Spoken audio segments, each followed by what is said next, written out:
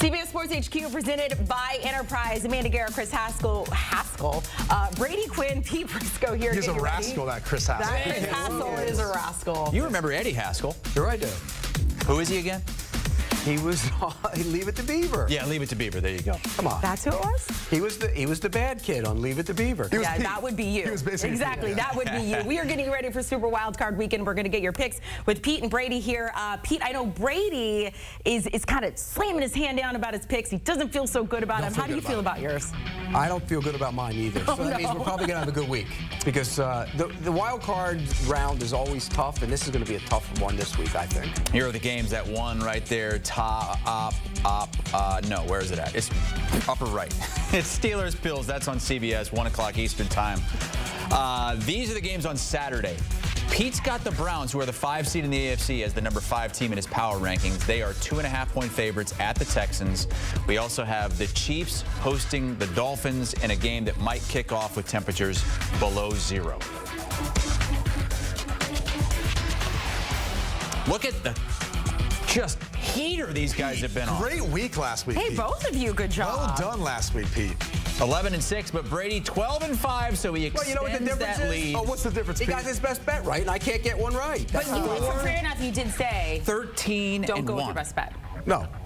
Fade Pete's best bet. By the way, I had the over in the Bills-Dolphins game, and they got tackled at the inch line at the end of the half because he made a mistake. Otherwise, that game goes over. Always an excuse. Always an excuse. What? that your best Otherwise bet? it goes over? Huh? Is the over? Otherwise it goes over? Yeah, it would have been 28 points at the half. It was going over then. So let's get into Super Wildcard Weekend starting on Saturday afternoon. We have the Browns at the Texans here. The Browns favored by 2.5 on the road. Pete, you told us yesterday you have the Browns going. They could potentially make a run in the postseason here. You do have experience versus non-experience with Joe Flacco and CJ Stroud. Joe Flacco, 7 road playoff wins. That is tied with the most with Tom Brady. We'll start with you on this one. And he's been great in the playoffs. I mean, that's one thing you can say about Joe Flacco. He's been outstanding in the postseason, and I think that's going to carry over here.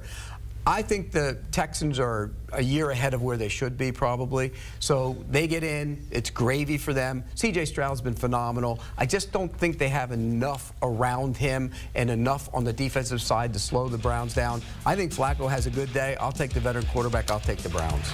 It's a fair assessment. Honestly, it is. I mean, I think if they had Tank Dell, you'd probably feel a little different about it, although how Nico Collins has played, if they get Noah Brown back for this one, some other pieces. C.J. Stroud has showcased the ability to do more with less, and that's why I'm taking the points, the 2.5 points, and the home underdog. I'm not saying that they win, but I think this thing is going to be razor close. Look, Cleveland's defense has been outstanding this year.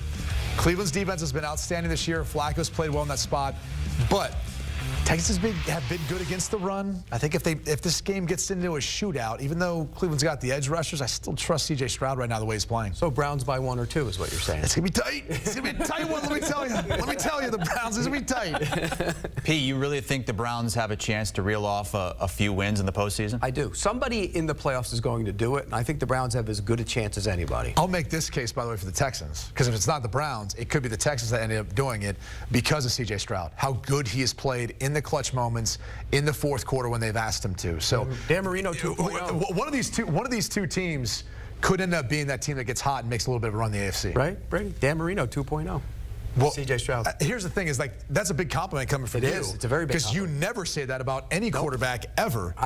He does it so calmly and effortlessly. It's amazing. So it does remind me of Dan Marino. Yeah. So you haven't compared anyone else, any other young quarterback over the years, these last 20, 30 years, to Dan Marino? This is it? C.J. Stroud's the first one that's reminded you of Dan Marino? He reminds me of Dan Marino. Wow. Just the way he plays.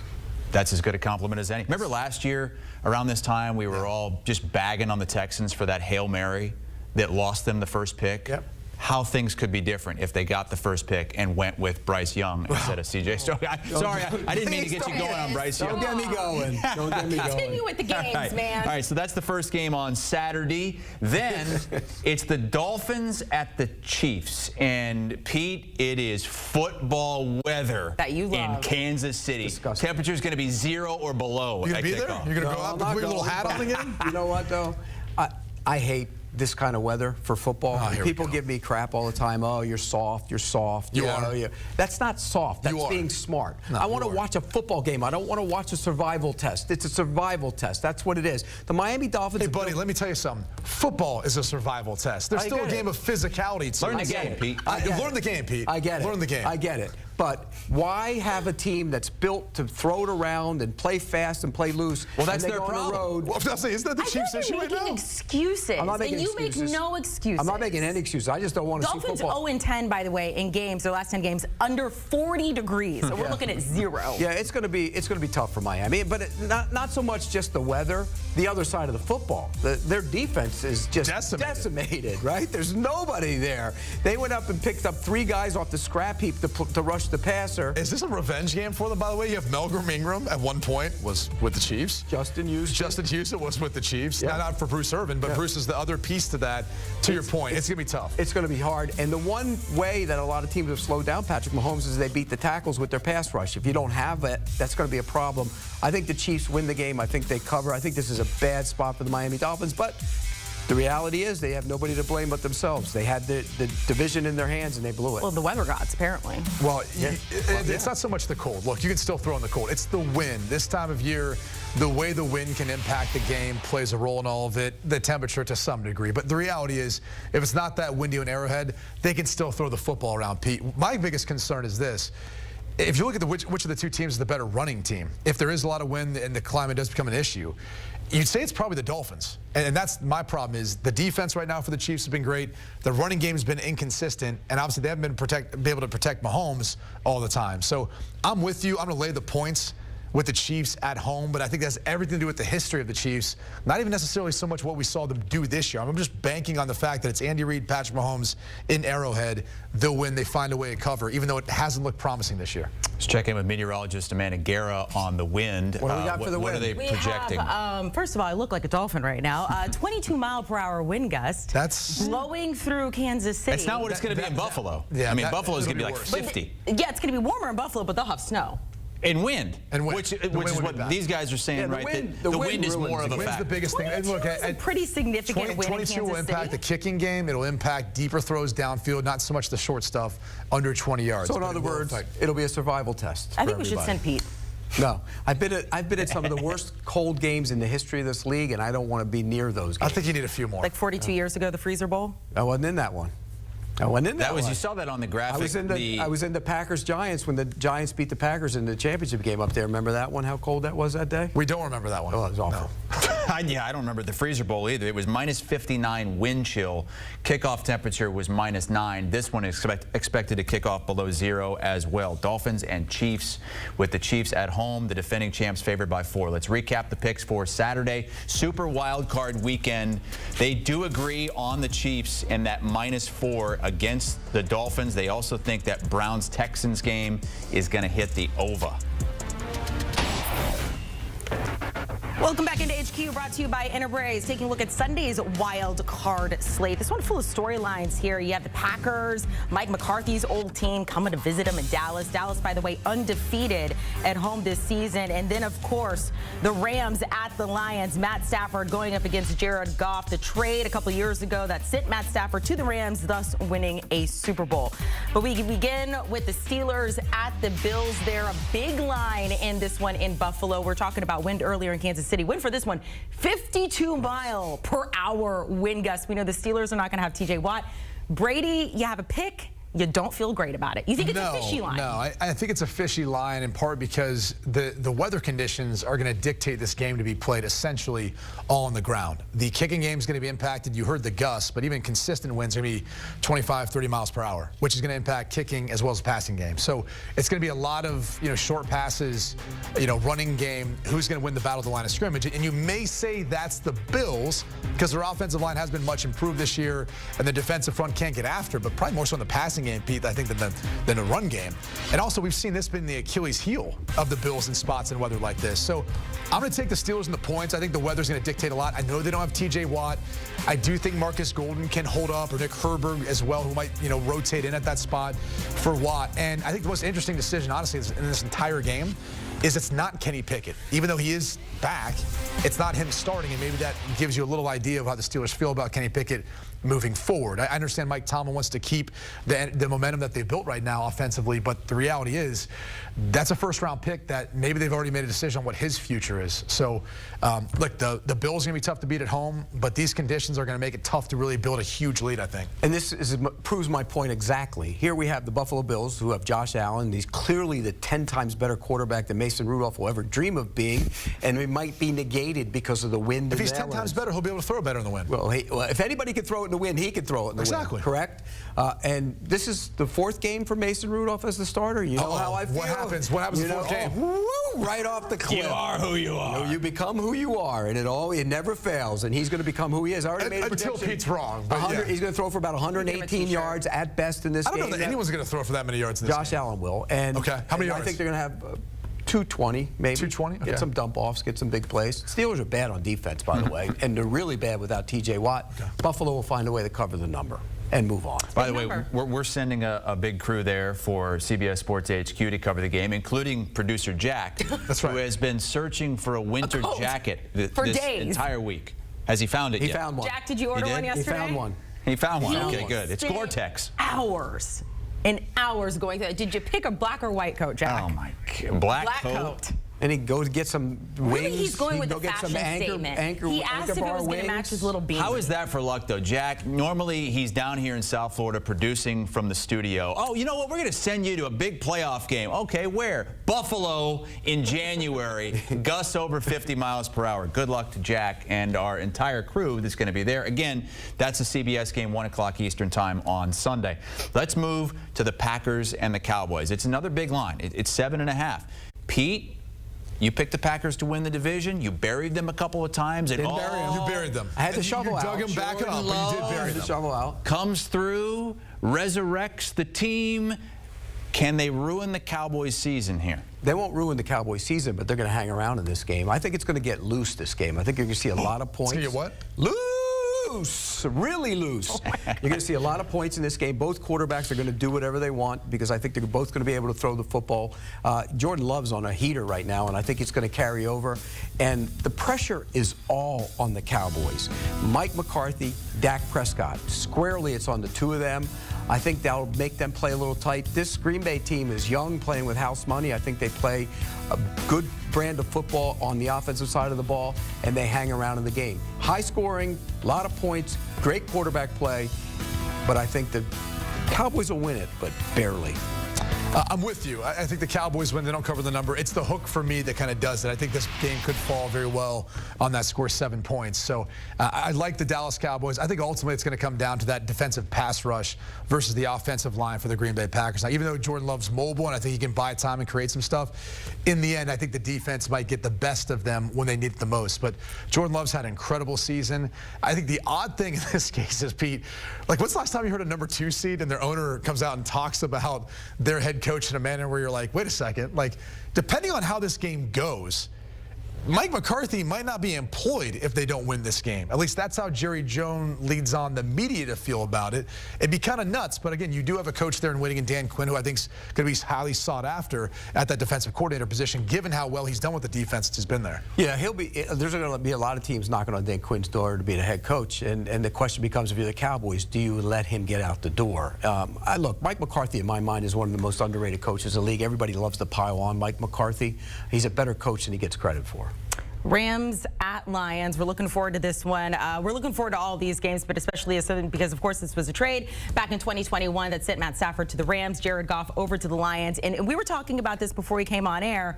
Who's won this trade? Initially, you guys went with the Rams.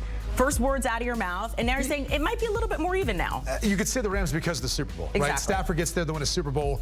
That makes it look like, okay, it's the Rams that have won that trade. However, if you look at what Goff has done, he's taken this team to the higher heights, at least so far this season, than what Stafford was able to do during the course of his time there. And he did have a first ballot Hall of Famer he was throwing to. So That being said, I think it's a little more even than people think. I think you look statistically speaking, too. Goff's done a hell of a job. And credit Ben Johnson for Detroit, credit Sean McVay for the LA Rams, putting together game plans to help both guys succeed. But this is going to be a storyline. It really comes down to this. This is a battle of the trenches. In particular, the LA Rams defensive front versus the offensive line of the Detroit Lions. If they cannot stop Aaron Donald and Goff gets pressured all day, it's over. It's night-night. Rams win this thing outright, but I will take the Rams and the points. I think this will be a tight game, a back-and-forth game. You have an under, huh? I do, because I think it slides just under the under. I like the over. I think there's going to be a lot of points in this game as well. I think your over-unders haven't been hitting so great. So yeah, I know. Take that with. I hope that's not your best bet this week. That's what I hope. Don't worry. Okay, good. I'm just making sure it's not an over-under. But there might be. I think when I look at this game, I think both offensive lines. You mentioned both offensive. The Rams' offensive line has been one of the most underrated lines in the entire league this year. Overachieving, but played really well. Yeah. And I think they'll be able to move the football on the Lions. I think the Lions will move the football on the Rams. I think it's both quarterbacks will play well. It'll be a high-scoring game, but I'm going to take the Rams. I wouldn't be shocked to see the Rams win this game outright. The loss of Laporta, how big of a deal is that in your mind? Very big. And now you look back at the decision to play the starters, you're going, that's that case study as to why you rest them in what some people would say was somewhat of a meaningless game last week. Yeah, they needed the Cowboys to lose, and then they could have gotten the 2 seed, but they end up blowing them out. Sam Laporta that last game, hyperextending his knee. He has a bone bruise. They said he has an outside shot to play is what we're going with. We talked about all the storylines in this. I'm curious, your favorite game of the weekend? We haven't gone through all of them yet. We still have another one, but we had an argument in our newsroom. A lot of people said this game. Other people said Dolphins, Chiefs, but the weather might take the Dolphins out of that. Mine is the Packers-Cowboys. That's your most intriguing game? So much drama in that game with the Cowboys and Dak Prescott and Mike McCarthy and the young Jordan Love trying to prove to people that he is the next great Packer quarterback. I think there's a lot of storylines in that game. For me, it's probably Rams-Lions, but I think that's a close second. Browns, Houston, Texans, it should be a great game. It's going to be fun to watch to see who comes out on top of that. Could be one or 2 point game, that one. The Browns might win tight. 1 or 2. I know you're rooting for playoffs. I know you're rooting for the Browns. So I am rooting for it's a 1 point game. I'll put it this way. If I sit there and watch C.J. Stroud marching down the field at the end of the game to win it, I'm going to look at you and go, told you that. But you want the Browns to win by 1. That's ideal scenario for you. Well, yeah, because then the Browns win and then I come to the play. Yeah, of course. It's a narrow window. Right. It's a tight little thread that he's got to fix there. Let's recap the picks for Super Wild Card Sunday with 3 games. Agreement on the Packers +7.5 and the Rams +3. By the way, Will Brinson thinks the Rams are going to win the Super Bowl. Not just win this one outright, but win every game outright. He just says stuff to go viral. What has he ever been? I asked him that. I asked him that. I said, are you just saying that just because? He said, no, I believe it. Just like that, too. Pretty good impression. Exactly like that. HQ Spotlight brought to you by Enterprise. Monday Night Football. We get the Eagles. What, Jack? Oh, Spotlight, I'm sorry. Yes, that is our show on CBS Sports Network. I apologize. I go back and forth between the two. So you can check it out at 3 p.m. on CBS Sports Network. We are here on CBS Sports HQ. Monday night, as I was saying, Eagles at Bucks. This Eagles team, a very different team than the one we saw go to the Super Bowl. They have lost 5 of their past 6. Their defense is allowing 30 or more points per game in the last 6 games. Prisco, Brady Quinn, Eagles still favored in this one. Which way are you going to go? Eagles favored by 3. I'll start I don't know why we believe in this team right now. Well, it's hard to believe in both teams. I think if you look at the last 5 or 6 games, you'd probably make the case that the Buccaneers have played better football. There are some hiccups along the way the past couple of weeks. Saints? Yeah. Well, the Saints, and then even watching them last week, you don't feel great necessarily about how they played offensively. That being said, Mayfield's been banged up. He's got a rib issue. He's got an ankle injury we saw last week. So how healthy is he, and how much is he able to exploit this Eagles defense that is having a hard time rushing, is having a hard time covering the outside? I think there's plays to be made for Mike Evans against this secondary. So I'm going to go ahead and take the home underdog here and the points. A little bit concerned about what the Eagles can do offensively if they can create some big plays. But A.J. Brown's banged up, and they haven't looked like they've been in sync the entire season, so I'm not sure it's going to turn on now. You know, you look at those 6 straight games, and they won the 1 game. They could have lost that game to the Giants as well, and they probably shouldn't have beat the Bills in the overtime game that they did win. They could be on a real losing streak right now. They're not playing very well. The Eagles are playing bad football.